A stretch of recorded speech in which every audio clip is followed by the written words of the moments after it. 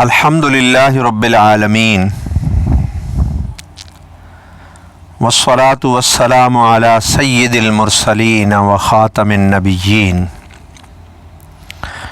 ورحمت اللہ للعالمین سیدنا محمد وعلی آلہ وصحبہ اجمعین، اما بعد۔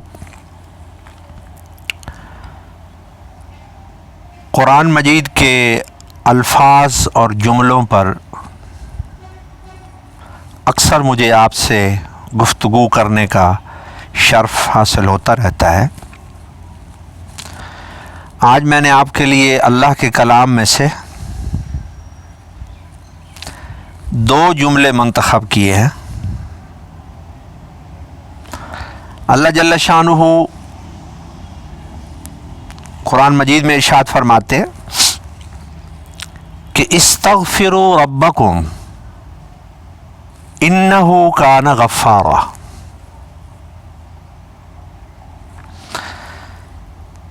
سادہ سا مفہوم ان 2 جملوں کا یہ ہے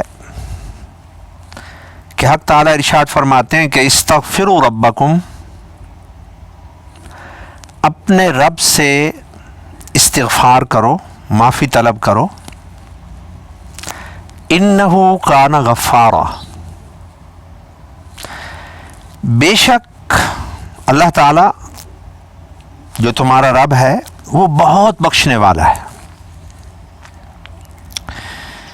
یہ ان 2 جملوں کا سادہ سا مفہوم ہے، لیکن جب آپ ان پر گہری نظر ڈالیں گے تو آپ حیران رہ جائیں گے کہ اللہ کے کلام کے ہر جملے کے اندر، ہر لفظ کے اندر، ہر زیر زبر اور پیش میں ہدایت کے کتنے علوم ہیں اور کتنے اسرار و رموز ہیں۔ جب اللہ تعالیٰ نے فرمایا کہ استغفروا ربکم، کہ اپنے رب سے معافی طلب کرو، اپنے رب کی بارگاہ میں استغفار کرو، تو سب سے پہلی چیز جو آپ نے سمجھنی ہے اور جس پر آپ نے غور کرنا ہے وہ یہ ہے کہ استغفروا،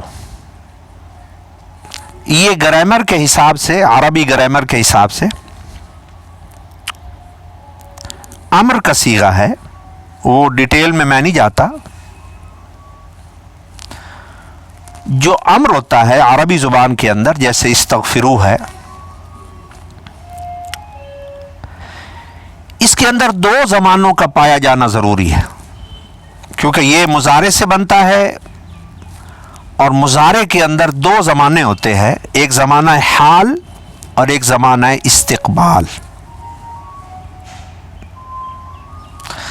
وہ مشکل الفاظ جو میں بول رہا ہوں وہ آپ بھول جائیں، آپ آسان لفظوں کو صرف یاد رکھیں، تب بھی آپ کو مفہوم سمجھ میں آ جائے گا۔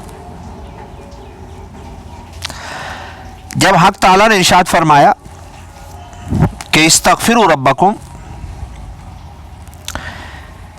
تو گرامر کے حساب سے اس کا معنی یہ ہوگا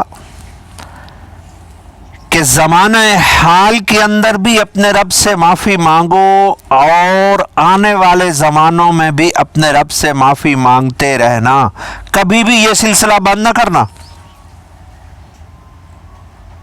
گویا اگر آپ یہ معنی کریں گے استغفروا ربکم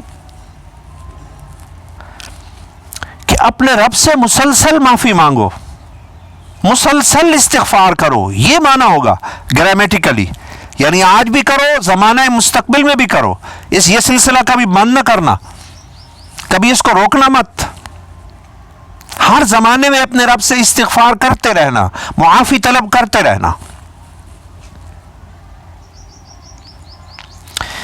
اس کو ہماری گرامر کی زبان میں تو کہتے ہیں تجدد استمراری، لیکن یہ مشکل لفظ آپ بھول جائیے، میں اس کی طرف نہیں آپ کو لے کے جاتا۔ آپ یہ بات آسان لفظوں میں سمجھیے کہ چونکہ یہ جو الفاظ ہیں یہ مضارع سے بنے ہیں، اور مضارع میں زمانہ حال اور زمانہ استقبال دونوں کا ہونا ضروری ہے، تو اس کا معنی یہ ہو گیا کہ اپنے رب سے مسلسل استغفار کرتے رہو، کبھی استغفار کا سلسلہ بند نہ کرو۔ اس سے ہمیں ایک اور بھی مفہوم سمجھ میں آ گیا، وہ مفہوم یہ سمجھ میں آیا کہ اللہ تعالیٰ فرما رہے ہیں کہ تم سے آج بھی غلطیاں ہوں گی اور تم سے فیوچر میں، مستقبل میں بھی غلطیاں ہوں گی، اس لیے میں تمہیں ابھی سے بتا رہا ہوں کہ تم نے معافی مانگتے رہنا ہے۔ یعنی تم کبھی ایسے نہیں ہو سکتے جیسے فرشتے ہوتے ہیں، یا اللہ تعالیٰ معاف کرے انبیاء ہوتے ہیں، کیونکہ آخری نبی تشریف لا چکے ہیں، ان کی طرح تم معصوم نہیں ہو سکتے، تم فرشتے کبھی نہیں بن سکتے۔ یہ بتا رہی ہے یہ آیت، گرامیٹیکل بات کر رہا ہوں، اور میں جو آپ کو اس کا مفہوم عرض کر رہا ہوں یہ آشکانہ مفہوم ہے۔ بزرگان دین اللہ والوں جو بیان فرماتے ہیں، یہ مفہوم اللہ والے بیان فرماتے ہیں، بزرگان دین۔ ہم جب درس میں پڑھتے ہیں یا پڑھاتے ہیں تو ہم تو صرف طالب علموں کو یہی سمجھاتے ہیں کہ استغفروا ربکم، اس کا سادہ سا مفہوم یہ ہے کہ اپنے رب سے معافی مانگو، انہ کان غفارا، بے شک وہ بڑا بخشنے والا ہے۔ ہم ادھر ہی رک جاتے ہیں۔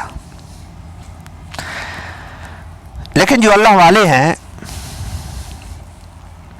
کیونکہ اللہ والے جو ہیں وہ دنیا پر عاشق نہیں ہیں، وہ اللہ تعالیٰ پر عاشق ہے۔ وہ دنیا کی چیزوں یا ساز و سامان یا دنیا کے حسن و جمال ان پر عاشق نہیں ہیں۔ بزرگان دین اللہ وحدہ لا شریک رب العالمین پر عاشق ہے، اس لیے وہ اس حساب سے چیزوں کو دیکھتے ہیں۔ تو بزرگان دین یہ فرماتے ہیں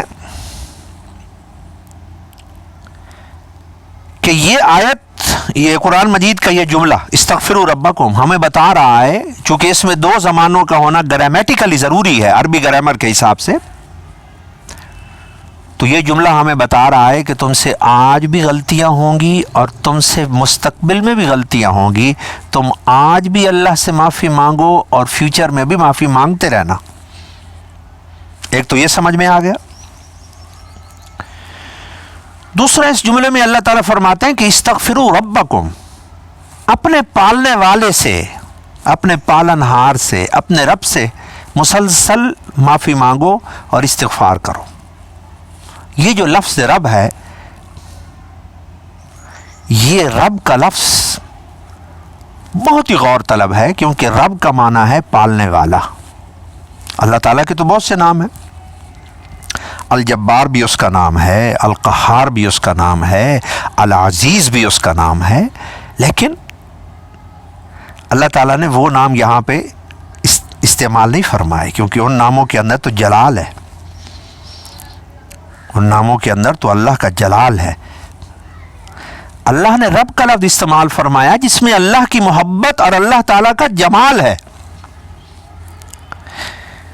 کیونکہ رب کا معنی ہے پالنے والا، اور جو بھی پالنے والا ہوتا ہے، پالنے کی وجہ سے وہ جس کو پالتا ہے اس کے ساتھ اس کو محبت ہوتی ہے، بہت ہی گہرا تعلق ہوتا ہے۔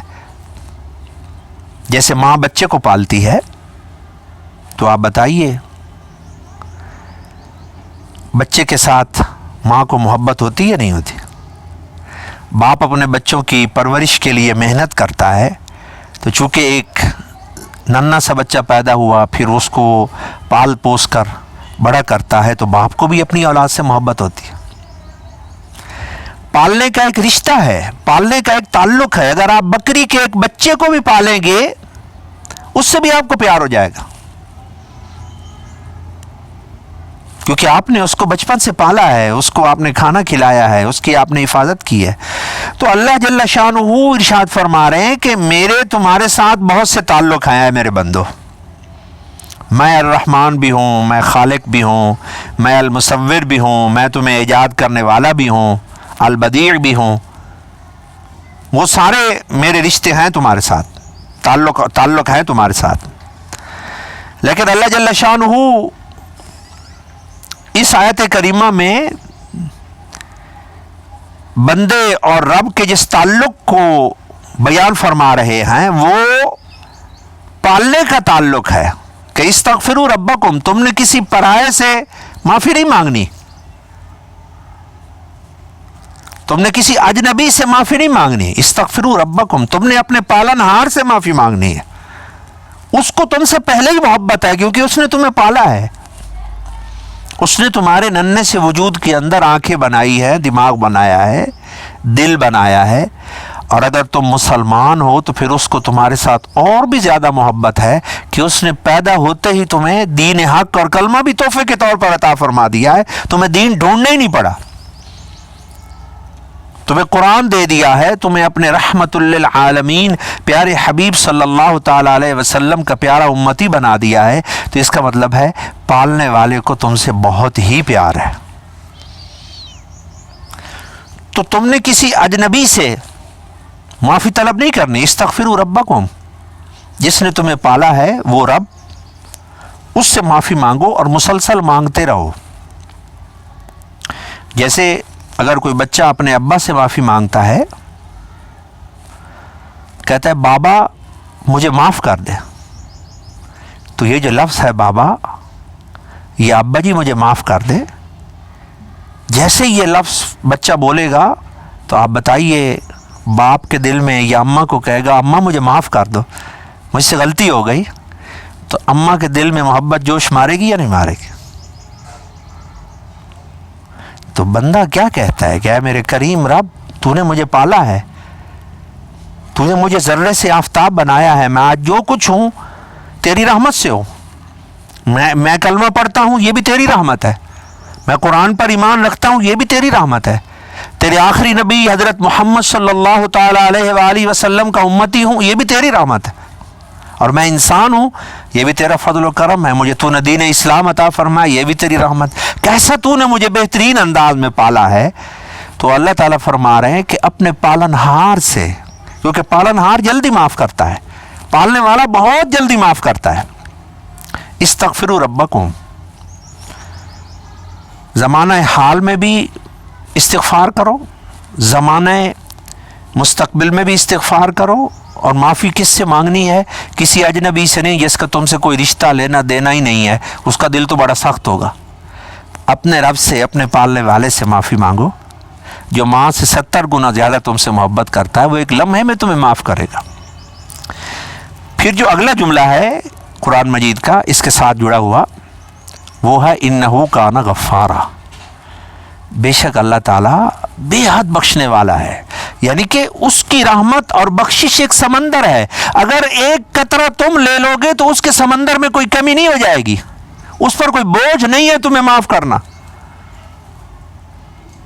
اس کو کوئی تکلیف نہیں ہوگی تمہارے معاف کرنے سے. جیسے پیارے نبی علیہ السلام کی ایک پیاری دعا ہے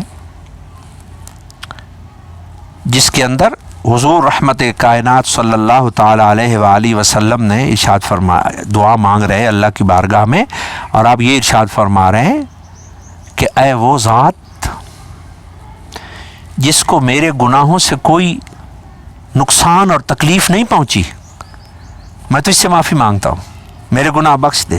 اے وہ ذات جس میرے گناہ تیرا کوئی نقصان نہیں کر سکتا یا اللہ، کیونکہ تو ہر نقصان سے، ہر عیب سے پاک ہے، میرے گناہ تجھے کوئی نقصان نہیں پہنچا سکتے، مجھے بخش دے. تو اس لیے عرض کر رہا ہوں کہ اللہ جل شانہ ارشاد فرما رہے ہیں کہ اگر تم گناہ گار ہو تو پھر یہ سمجھو کہ میرا تمہارے ساتھ ایک خاص تعلق ہے، اور وہ ایک تو تعلق ہے کہ میں تمہارا پالن ہار ہوں، میں نے تمہیں پالا ہے، اس وجہ سے میرے دل میں تمہاری بے حد محبت ہے اپنے سارے بندوں کی، کیونکہ میں نے تمہاری پرورش کی ہے. اور دوسرا اللہ تعالیٰ فرما رہے ہیں کہ میں کوئی چھوٹا سا بخشنے والا نہیں ہوں، یا میری کوئی تھوڑی سی رحمت یا بخشش نہیں ہے کہ تم ڈر رہے ہو کہ میرے تو اتنے گناہ ہیں کیسے میری بخشش ہو جائے گی. انہو کان غفارا، اللہ تعالیٰ فرماتا ہے میں تو بخشش کا لامحدود بے کنار سمندر ہوں. جیسے میری رحمت کا کوئی کنارہ نہیں، میری بخشش کا کوئی کنارہ نہیں، تو مجھ سے معافی مانگو. ایک لفظ ہے غافر، بخشنے والا، ایک ہے غفار. میں گرامر میں دور نہیں لے جاتا آپ کو، لیکن آپ اتنا سمجھ لیجئے عربی گرامر کے حساب سے تو اس کو کہتے ہیں مبالغہ، مبالغے کا صیغہ. لیکن یہ مشکل لفظ آپ کو میں نہیں عرض کرتا، میں اس سے بھی عرض کرتا ہوں کہ اللہ تعالیٰ اس آیت میں فرما رہے ہیں کہ میری بخشش کا لامحدود سمندر ہے، اگر اس سمندر میں سے ایک قطرہ ایک چڑیا نے پی لیا تو مجھے کیا نقصان پہنچے گا، مجھے کوئی تکلیف نہیں ہے۔ تو مجھ سے بخشش مانگو، آج بھی مانگو، کل بھی مانگو، اور مسلسل مانگتے رہو۔ تم سے بعد میں بھی غلطیاں ہوں گی، تم کبھی فرشتوں کی طرح معصوم نہیں ہو سکتے۔ یہ آیت بتا رہی ہے، اس میں ان بلٹ ہے یہ بات کہ ہمیشہ ہمیشہ بخشش مانگتے رہو، تم سے پھر بھی غلطیاں ہو جائیں گی، تو لیکن یہ کبھی نہ سوچنا کہ اب میری بخشش نہیں ہو سکتی۔ انہ کان غفارا، جس پالنے والے سے تم معافی مانگ رہے ہو وہ اس کے لامحدود سمندر ہے بخشش کا، وہ تمہیں دینا چاہتا ہے، وہ تمہارے اوپر بخشش کو بانٹنا چاہتا ہے، وہ تجھے معاف کرنا چاہتا ہے۔